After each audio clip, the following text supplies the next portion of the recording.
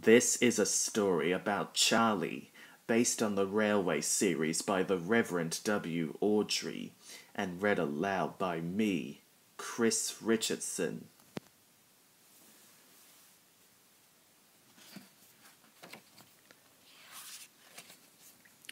This is a story about Charlie, a fun engine from the mainland. Thomas wanted to be as much fun as Charlie, but he learned that sometimes it's more important to be really useful. One morning, Thomas had some exciting news. His boiler was bubbling with pride as he stopped alongside his friend Percy at the washdown. "Hello, Percy," Thomas whistled. "The Fat Controller has given me a very special today. I'm going to collect Alicia Botti, the famous opera singer, from the docks and take her straight to the town hall for a concert." Percy smiled at Thomas's excited face. "I have some news too," he peeped. "Someone else is arriving at the docks today." "Who?" Thomas asked, puzzled. "Charlie, the new engine," Percy laughed. "He's the mainland controller's favorite. Everyone says he's the most fun engine ever, even more than you." Before Thomas could reply, Percy had chuffed cheerfully away. "Bumpers and buffers," thought Thomas. "I didn't think any engine could be more fun than me." He puffed off to meet Alicia Botti at the docks, his wheels whirring with worry. "I'm so pleased to be traveling with you, Thomas," she said as she boarded Annie. Thomas felt very proud until he saw a small engine painted a cheeky bright purple. "That must be Charlie," Thomas whistled quietly. "He's smaller than me, and he certainly doesn't look more fun than me," thought Thomas, frowning. The purple engine puffed off with a mischievous smile. "Hello, I'm Charlie. Are you Thomas?" When Thomas said yes, Charlie continued. "I've heard a lot about you. The mainland engines say you're even more fun than me." Thomas was very surprised. Just then, the Fat Controller arrived. "Thomas, Charlie has a busy first day on Sodor," he boomed. "He's helping with the concert. He has to collect the ice cream from the dairy and the red carpet from Knapford Station. Will you look after him?" "Yes, sir," replied Thomas. "Yippee," whistled Charlie with a burst of steam. The Fat Controller chuckled as he left. "Let's race to the dairy," Charlie chirped cheekily. "I'm too busy for races today," Thomas replied. "I heard you were a fun engine," Charlie tooted, "but you're not fun at all." Thomas didn't like being told he wasn't fun. "All right," he said. "I'll race you to the dairy, then I'll take Miss Botti to the town hall. I'm sure there is time," he decided. And with a flash in their fireboxes, the race was on.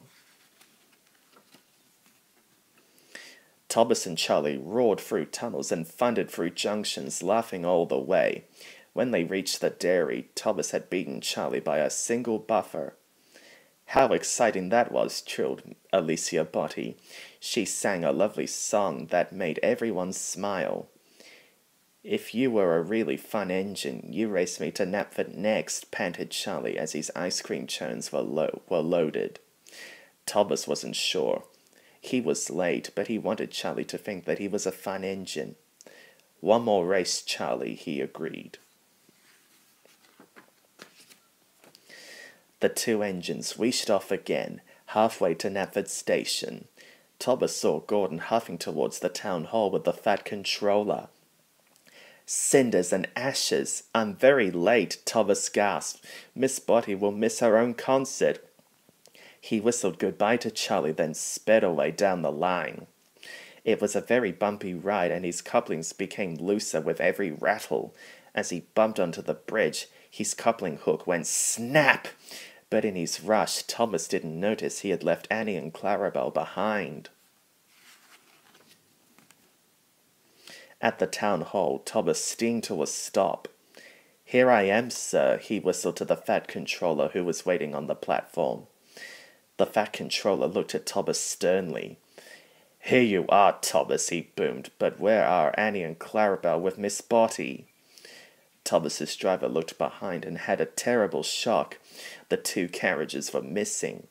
Thomas had been having fun when he should have been being really useful. "I'm sorry, sir. I'll go and find them straight away," Thomas said. Thomas puffed quickly back to the way he had come. At a junction, he saw Charlie chuffing up and told him the problem. "Let's have a race to find your carriages," Charlie tooted.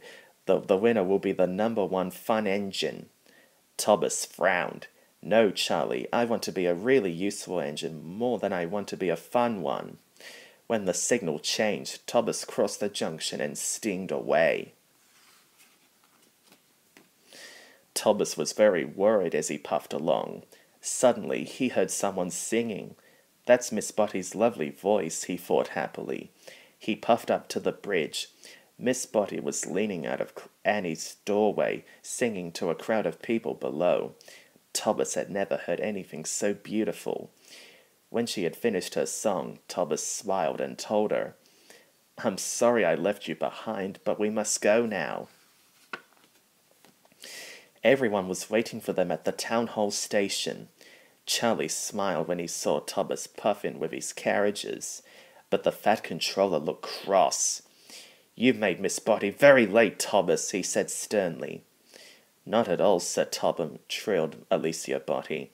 "I've had the ride of my life with so many people to sing to. Thomas is such fun."